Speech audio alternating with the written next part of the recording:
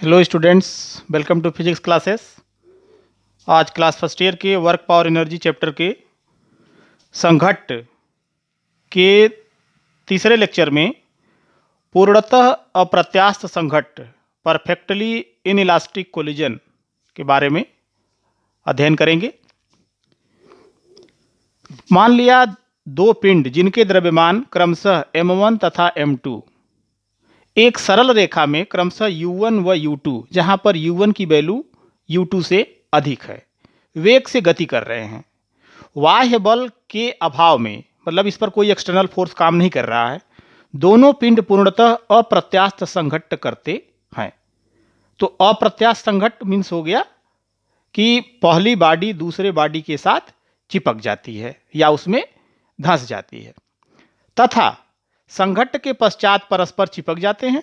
संघट्ट के पश्चात संयुक्त पिंड उसी दिशा में सरल रेखा में v वेग से गतिमान हो जाता है।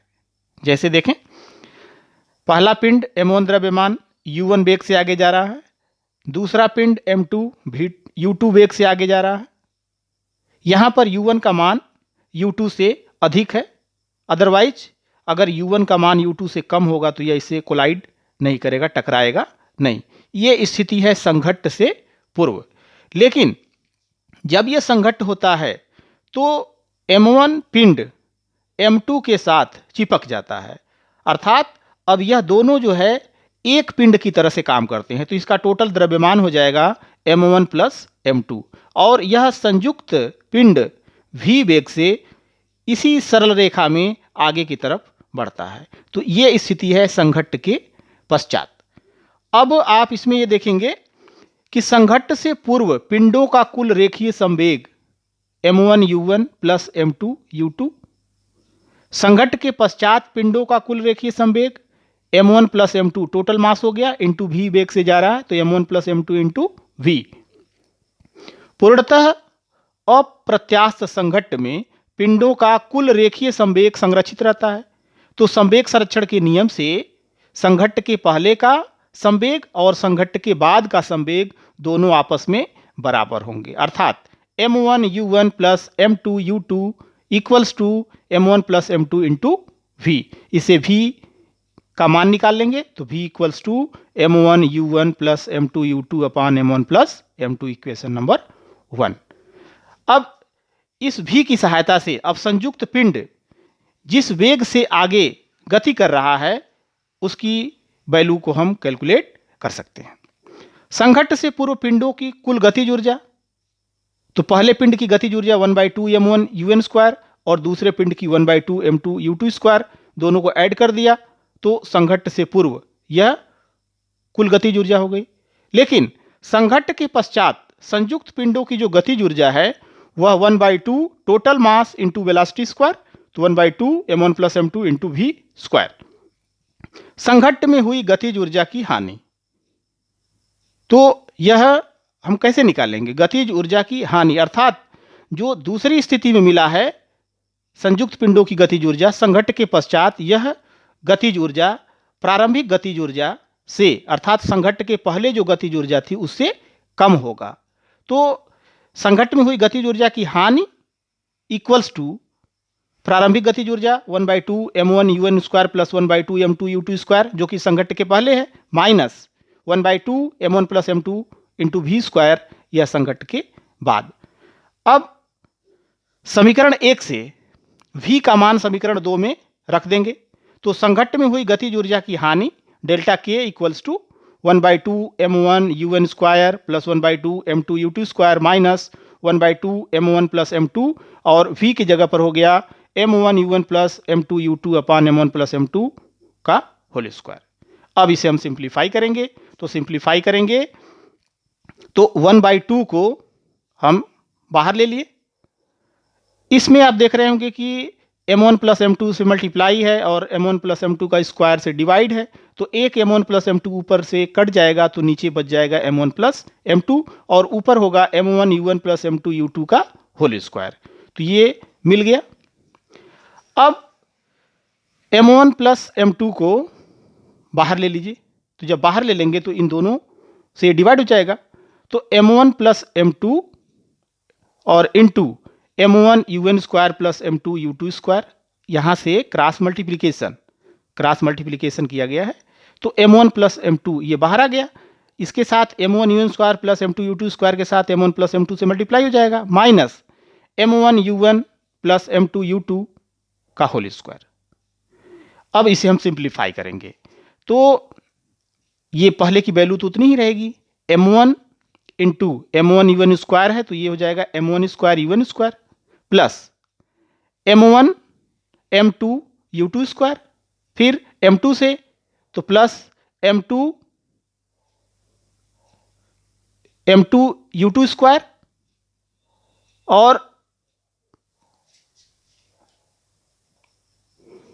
मल्टीप्लाई करने के पश्चात ये m1 u1² से m1 में मल्टीप्लाई किया तो m1² u1², m1 से m2 u2² में मल्टीप्लाई किया तो m1 m2 u1², ये वैल्यू इसमें मिल गई। इसी तरह से m2 u2² का m2 में करेंगे तो m2² u2², और इसके साथ m1 का करेंगे तो m1 m2 u2², और ये जो दाहिनी तरफ है m1 u1 plus m2 u2 का होल स्क्वायर, इसको एक्सपेंड कर देंगे तो m1² u1² plus m2² u2² plus 2 m1 m2 u1 u2।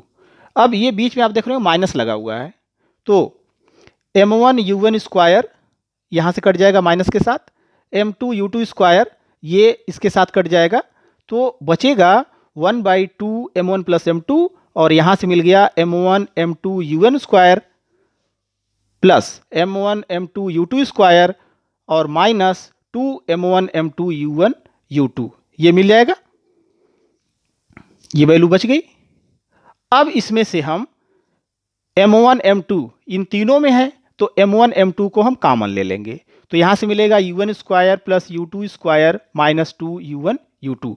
अब आप देख रहे होंगे कि ये a² plus b² minus 2ab का फॉर्म हो गया, अर्थात a माइनस b का होल स्क्वायर, तो ये हो जाएगा u1 माइनस u2 का होल स्क्वायर। अब इधर की वैल्यू हो गई, तो delta k equals to 1/2 m1 m2 upon m1 plus m2 total into u1 minus u2 का होल स्क्वायर।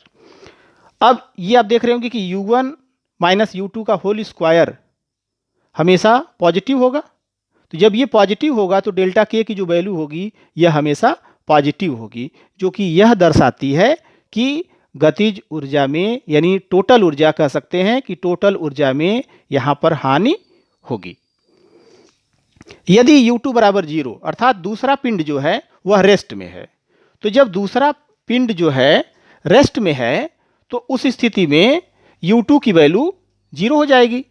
जब u2 की वैल्यू 0 हो जाएगी तो जो v की वैल्यू है यह हो जाएगी m1 u1 upon m1 plus m2, क्योंकि इसके साथ जो जुड़ा हुआ था m1 u1 plus m2 u2, तो u2 वाला टर्म 0 हो गया, तो v equals to m1 u1 upon m1 plus m2। अब संघट्ट के पश्चात जो गतिज ऊर्जा में हानि होगी ये हो जाएगी delta k equals to 1/2 m1 m2 upon m1 plus m2 u1 whole square, क्योंकि u2 यहाँ से 0 हो गया, तो जब u2 0 हो गया तो u1² बचेगा। तो ये तब की स्थिति है जब दूसरा पिंड अर्थात u2 का मान 0 होगा। अब इसी के साथ जो है कुछ प्रश्न ऐसे हैं जो अप्रत्यास्थ संघट्ट के पश्चात, जैसे आप अभी आगे देखेंगे कि जब हम अप्रत्यास्थ की स्थिति में वेग निकालते हैं तो पहले पिंड का वेग अब जो होगा वह v1 equals to m1 minus em2 u1/m1 plus m2, जबकि सिंपली जब आप निकालते थे प्रत्यास्थ के लिए तो यह मिलता था v1 equals to m1 minus m2 u1/m1 plus m2।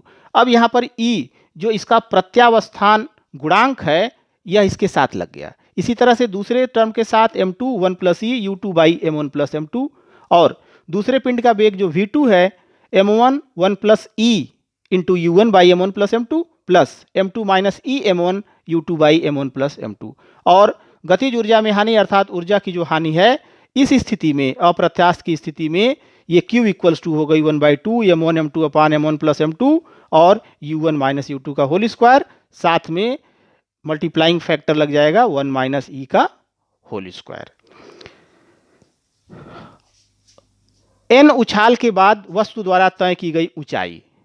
जैसे अगर हम किसी गेंद को ऊपर से अगर हम धरातल पर फेंकते हैं, या सपोज कर लीजिए कि हम इसको u वेग से नीचे की तरफ फेंके, तो यह जो है यह फिर ऊपर की तरफ उठता है, लेकिन वह उतनी ऊंचाई तक नहीं उठेगा जितनी ऊंचाई से फेंका गया था, क्योंकि यहां पर जो प्रत्यास्थ संघट्ट न होकर के अप्रत्यास्थ संघट्ट है, तो ऊर्जा की कुछ हानि हो गई, अर्थात यह उतनी ऊंचाई तक नहीं पहुंचेगी।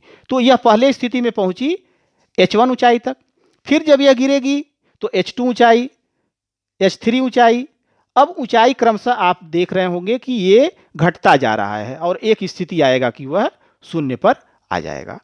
अब यहां पर जो प्रत्यावस्थान गुणांक होता है E equals to V by u, अंतिम वेग बटा प्रारंभिक वेग, तो V बटा U, और V की वैल्यू हम यहां पर √2gh से निकालेंगे, तो V के लिए हो गया √2gh1, और ये √2gh, 2g से कट जाएगा 2g, तो ये मिल जाएगा पहले स्थिति के लिए h1 बाई h। इसी तरह से दूसरे के लिए √h2 बाई h1, तीसरे के लिए √h3 by h2 dot dot, इसी तरह nवें के लिए √hn अपान hn माइनस 1।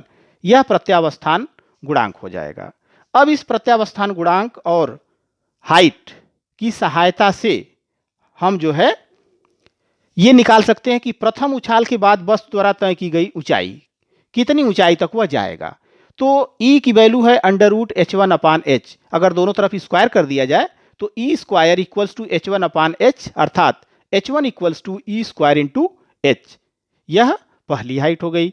फिर द्वितीय उछाल के लिए जो वस्तु द्वारा तय की गई ऊंचाई है E equals to √h2 by h1।